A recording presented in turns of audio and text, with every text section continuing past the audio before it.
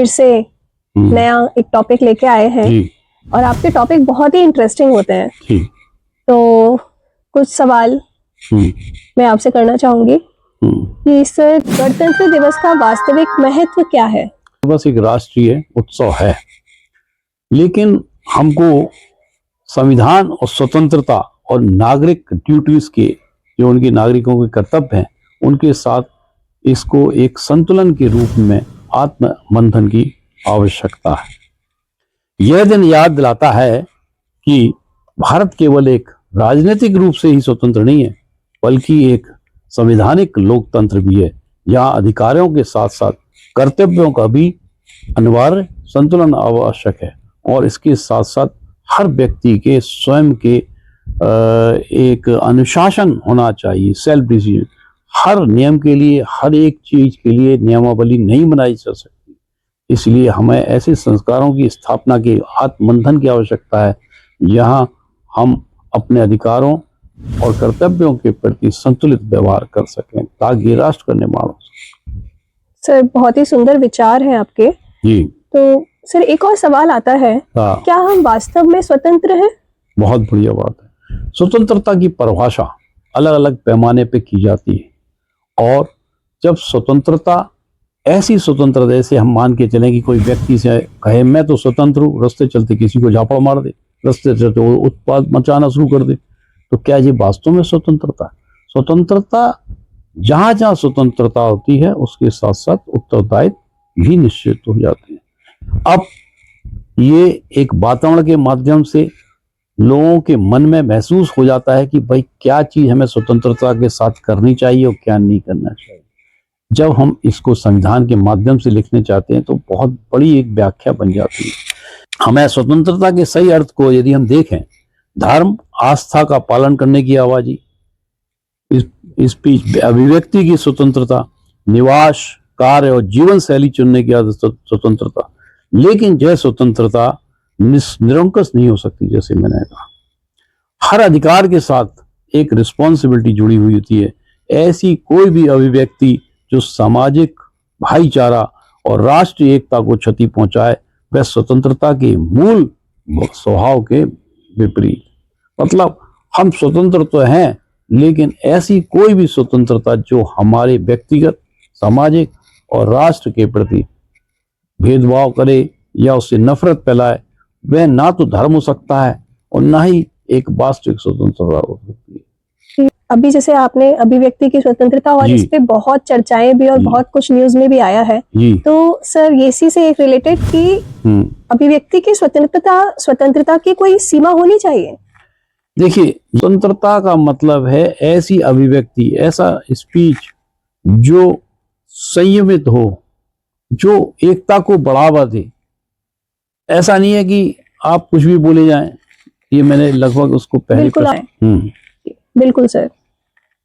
Sir, एक और प्रश्न आता है कि समुदाय की स्वतंत्रता का क्या अर्थ है? अभी जैसे हमने अभी बात करी व्यक्तिगत स्वतंत्रता और उनका आत्म अनुशासन, अब इसी को हम इस संदर्भ में देखें कि एक परिवार है, एक यूनिट है। इसी तरह से हमारे विभिन्न समुदाय, चाहे वो धर्म के प्रति हो, जाति के प्रति हो, क्षेत्र के प्रति हो, रेसिज्म के प्रति हो, कोई पूजा पद्धति की हो, कोई शिव उपासक है, कोई विष्णु उपासक है, किसी भी तरह के जो ग्रुप हैं वो एक समुदाय का निर्माण करते हैं।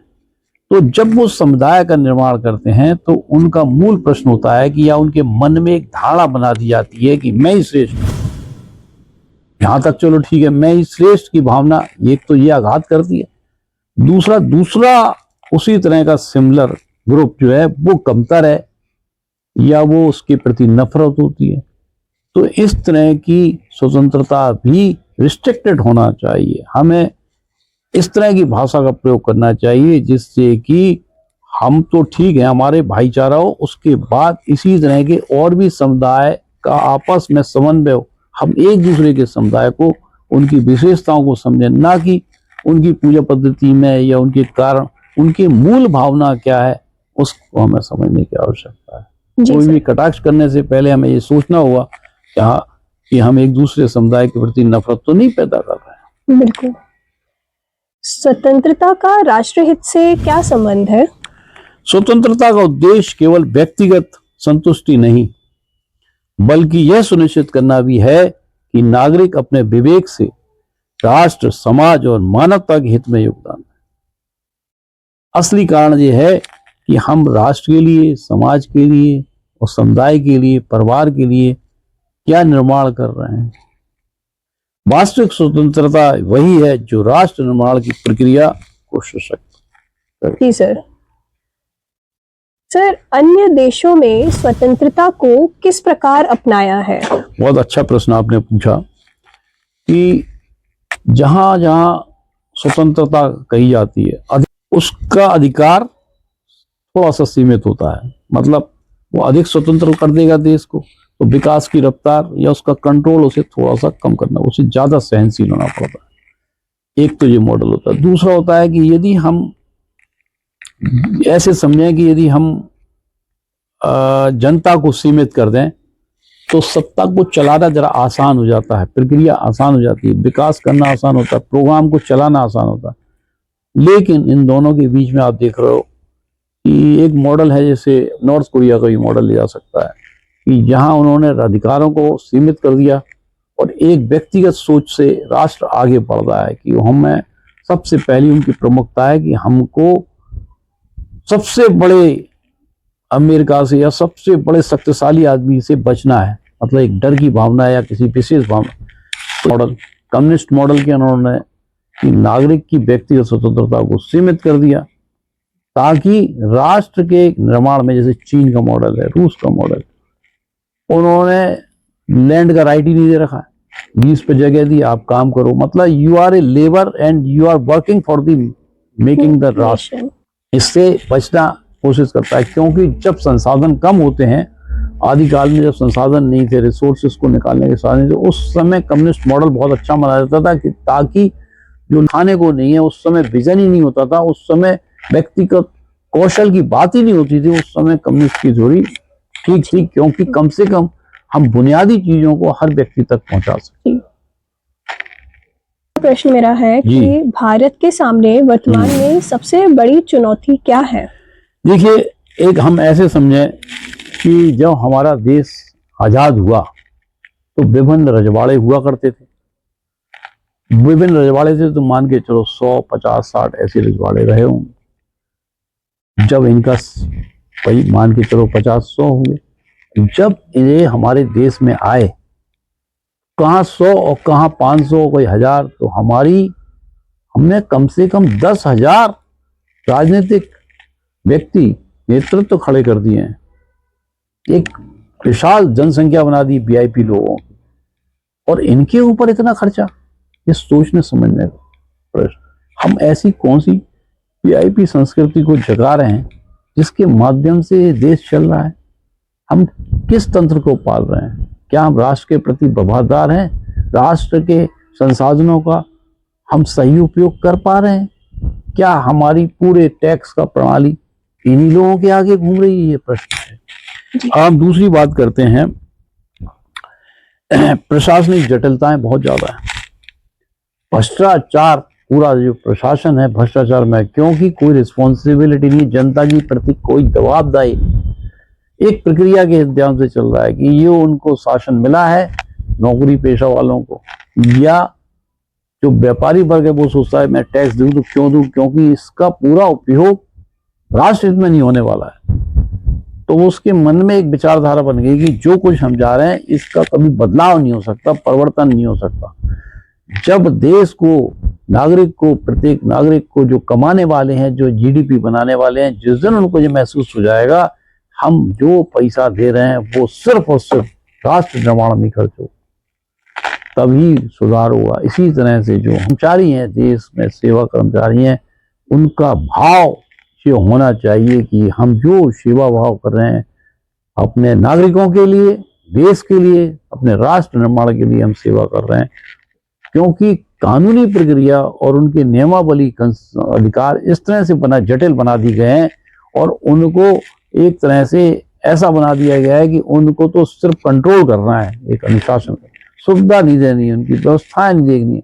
एक कंट्रोल करके उनको अधिक से अधिक एक्सटॉर्शन एक नीति बन गई है कि हम एक शासक है, जबकि लिखा है सेवक है, तो भावना का खेल है। आप प्रशासन करें सेवा की भावना से, ये हमारा दृष्टिकोण होना चाहिए, तभी हमारा रजिस्टर नागरिकों को आप सेवा भी दे, हाँ, कंट्रोल के साथ साथ उसका प्रॉपर, उसमें एक बहुत व्यवहारिक संतुलन होना चाहिए। हम अपनी सीट पे, जैसे जज है तो जज उस सीट का मालिक है, व्यक्तिगत उसकी सोच कुछ भी नहीं, उसको उस दृष्टि से सोचना होगा। जहाँ जो बैठा हुआ है जन सेवा के लिए, पब्लिक रिलेशन के लिए, उस हिसाब से वो शासक नहीं है, एक प्रतिनिधि है, वो एक नियम से बना हुआ। जी सर, राम राज्य की आधुनिक अवधारणा क्या हो सकती है? यही जो मैंने बात करी, बिल्कुल, कि आधुनिक राम राज्य का अर्थ है कि अनुशासित नागरिक होना चाहिए। ये नहीं कि हर जगह भीड़ को नियंत्रण करने के लिए हमें विशाल सेना की आवश्यकता पड़े। छोटे छोटे बच्चे गणेश के स्वरूप में यदि किसी को डायरेक्शन दें, स्कूल के बच्चे दें, तो आप देखेंगे कि वो उस हिसाब से यदि भीड़ पूरी की पूरी उसी दिशा में चले, हमें फोर्स की जरूरत ना पड़े, एक लिखा हुआ एक इशारा हो और अनुशासन चले। भीड़ तंत्र को जिस दिन हम अनुशासन में ले जाएंगे, उस दिन हमारी एक बहुत बड़ी समस्या देश की हल हो जाएगी, हमारे संसाधन बच जाएंगे। भ्रष्टाचार से मुक्त शासन होगा जब हमारा भाव जनता की सेवा की तरफ होगा। पारदर्शी टैक्स की व्यवस्था होना चाहिए कि ये ट्रांसपेरेंट होगी, पारदर्शी होगी। भाई किसी के साथ कुछ व्यवहार कर रहा है, इंक्रोचमेंट कर रहा है, तो किसी का छोड़ दे रहे, किसी से ज्यादा ले रहे। हमारी भावना क्या है कि जिसके शासन से लिंक है उसको एक प्रशासन, उसकी व्यवस्था मिलेगी।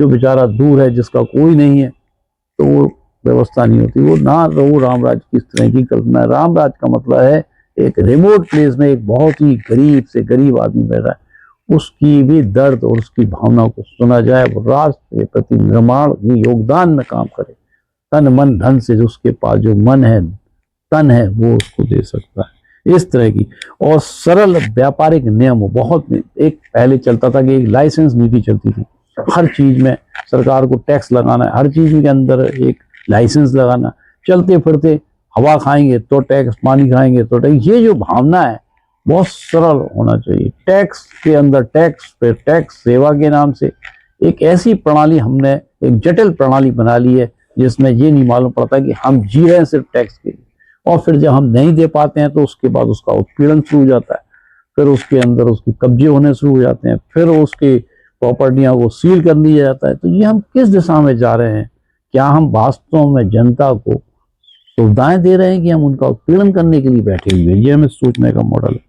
अब हम बात करते हैं सेवा भाव से कार्य करने वाला प्रशासन हो, जो हमने अभी बात करी।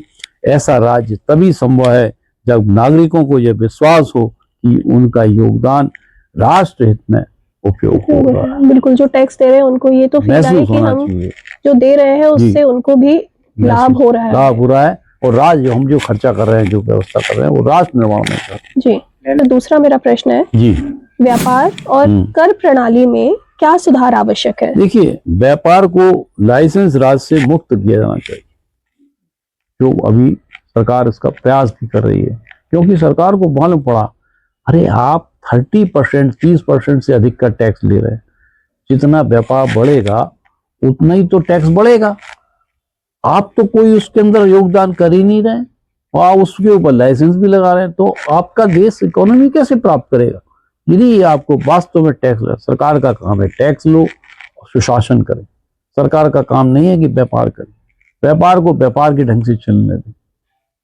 व्यापारी टैक्स की चोरी नहीं करेगा जब उसे मालूम पड़ेगा कि हम इसका उपयोग। बहुत सरल होना चाहिए, पारदर्शी होनी चाहिए, न्याय संगत होनी चाहिए, ताकि व्यापारी स्वेच्छा से अधिक कर दे और चोरी के बजाय राष्ट्र निर्माण में योगदान।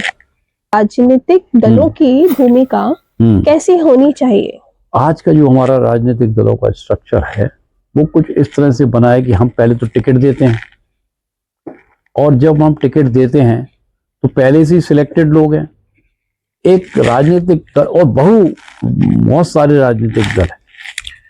तो राजनीतिक दलों की सबसे बड़ी समस्या क्या है कि उन्हें ऐसे कैंडिडेट लगाना है जो उनको जिता सके। सर्वप्रथम उनकी भावना होती है कि हम किसी भी तरह से सत्ता में तो रहें, तभी हम कुछ काम कर पाएंगे। और सत्ता में आने के लिए और उसको चुनाव प्रोसेस में जाने के लिए एक विशाल फंड की आवश्यकता होती है। फंड के साथ साथ तन मन धन की आवश्यकता होती है। तो राजनीतिक दल जब ये सोचने लगेंगे कि हम कैसे लोगों को चुने, क्या वो राष्ट्र सेवा के अंदर काम कर रहे हैं, एक क्योंकि वोटिंग जो है जनता के माध्यम से, इधर साथ ही साथ जनता भी चुने, क्योंकि हमारी जनता आज भी वैसे तो जागरूक है, लेकिन उनका दृष्टिकोण जैसे जैसे समय बदलता है उनकी भावनाएं भी बदलती हैं। जैसे कि पहले लोगों की भावनाएं रोटी बुनियादी चीजों पे थी, फिर थोड़ा सा जैसे इकोनॉमी बढ़ी तो देश के प्रति होने लगी। तो जब हम अपनी परिभाषाओं से राष्ट्र के प्रति समर्पित होते हैं तो उसी हिसाब से उनकी चेतना का स्तर भी बढ़ता है, उसी हिसाब से वो उसी तरह के लोगों को ही वोट देने को। हमारे दलों ने एक तरह से ऐसे लोगों को खड़ा रखा, अब किसी के पास कोई राइट ही नहीं है कि हम उनको न चुने, क्योंकि भाई बहुमत का दल। कुछ ऐसी व्यवस्था भी होना चाहिए कि जो चुने हुए व्यक्ति हैं, जैसे मान के चलो कि भाई 30% चुने हुए वोट है, हमारे 30% वोटों से वो बना हुआ है, क्योंकि 60% मान के चलो वोट नहीं देते हैं, या मान के चलो 50% लोगों से वोटिंग की में से 50% लोगों से पड़ा, तो 50% जो चुन गया आदमी, उसके में से मान के चलो 50 में से 20% भी लोग, उसके 20% लोग भी यदि ये कह दें चुनने के बाद कि भाई ये काम सही नहीं कर रहा है तो उसको हमें वापस करना चाहिए। तो जनता के पास बीच में कोई ऐसा अधिकार भी होना चाहिए कि जो चुने हुए व्यक्तियों को वापस ला। बीच में इवैल्यूएशन सिस्टम, बीच में एक ऐसा अधिकार जनता को देना चाहिए कि वो उनको ऐसा विदेशों के अंदर ऐसा टाइम टू टाइम उनका एक रिव्यू हो सके। उसमें उन्होंने जनता को दिया कि भाई एक आपको कुछ लग रहा है, जैसे कि राजनीतिक दल से एक हमारा विश्वास खत्म हो गया, ऐसे ही जिस क्षेत्र से वो चुना गया है उसके लोग इकट्ठा करके यदि वो ये कहने लगे, एक आवाज उठाएं कि साहब इसका हमें एक रिवैल्यूएशन करना है, ये हमारे योग्य नहीं है जो हमने चुना था, तो हमें इसे वापस लेने का भी अधिकार। बिल्कुल। दूसरी बात है कि जो वोट प्रक्रिया है वो इतनी खर्चीली हो गई है और उसको एक उन्होंने के अंदर इसकी लिमिट भी बांधी कि इतने लाख से ऊपर तक आप खर्च लिए, ये पैसा आता कहाँ से? भाई जो व्यापारी वर्ग होता था वो कहता था कि हमारी विचारधारा चलाओगे तो हम उसको चंदा देंगे, दान देंगे, लेकिन ये दान चंदा फिर गिफ्ट में आया, गिफ्ट से फिर रिश्वत में आया, ये और एक पॉलिसी बना दी राजनीतिक दलों ने, हर राजनीतिक दलों ने, उन्होंने इस सोर्स को इकट्ठा करने के लिए एक प्रशासनिक व्यवस्था के माध्यम से टाई अप करके कि लोगों के काम होने चाहिए उससे पैसा उगाई का एक सिस्टम बना दिया, पैरेलल व्यवस्था बना दी, जो कि जिससे कि राष्ट्र के प्रति उनकी भावनाएं और अध्यात्म के प्रति, धर्म के प्रति भावनाएं संवेदनशील वो शून्य हो गई हैं, उनका झुकाव सिर्फ राजनीतिक दलों की ओर और 77 की ओर। तो सर मतलब आपका कहना है कि जो राजनीतिक दल है वो एक उसमें इवैल्यूएशन सिस्टम हो बीच बीच में, और दूसरा वो लोगों के प्रति संवेदनशील हो, और बीच बीच में उनके पास, लोगों के पास ये राइट भी हो कि वो उसको इवैल्यूएट कर सके ताकि वो अपनी आवाज को उठा सके, अपनी आवाज उठा सके, और वो ताकि अपने अंदर इम्प्रूवमेंट ला सके। डर भी हो कि जनता खट्टी हो जाएगी, अब वो कहते हैं हम तो चुन गए, हम लोग को हटा ही सकता है, और उनके अंदर पेंशन बन गई, सुख सुविधाएं मिल गई, जीवन भर मिलेगी। जब बीच में हट जाएंगे तो उनके सब तो हमारे राष्ट्र का खर्चा भी बचेगा, उनकी वीआईपी कल्चर भी उड़ जाएगी, वो पैदल हो जाएंगे जिस तरह से होना चाहिए। ये व्यवस्था है बिल्कुल, वो भी एक महसूस करेंगे हम जनता के, भाई आपको जो अधिकार दिए उनको हमें वापस लेने का भी अधिकार होना चाहिए। जी सर, बहुत ही सुंदर आपका सुझाव है ये। और अभी सर ये 77वें गणतंत्र दिवस पर आपके हिसाब से हमारा संकल्प क्या होना चाहिए? बहुत अच्छी बात है, हमारा संकल्प होना चाहिए कि हम अधिकारों के साथ कर्तव्यों का ही सम्मान करेंगे, भ्रष्टाचार का विरोध करेंगे, आत्म अनुशासन अपनाएंगे, राष्ट्र हित को सर्वोपरि रखेंगे। यही संविधान का वास्तविक सम्मान है, यही सशक्त और भारत की नींव है। बहुत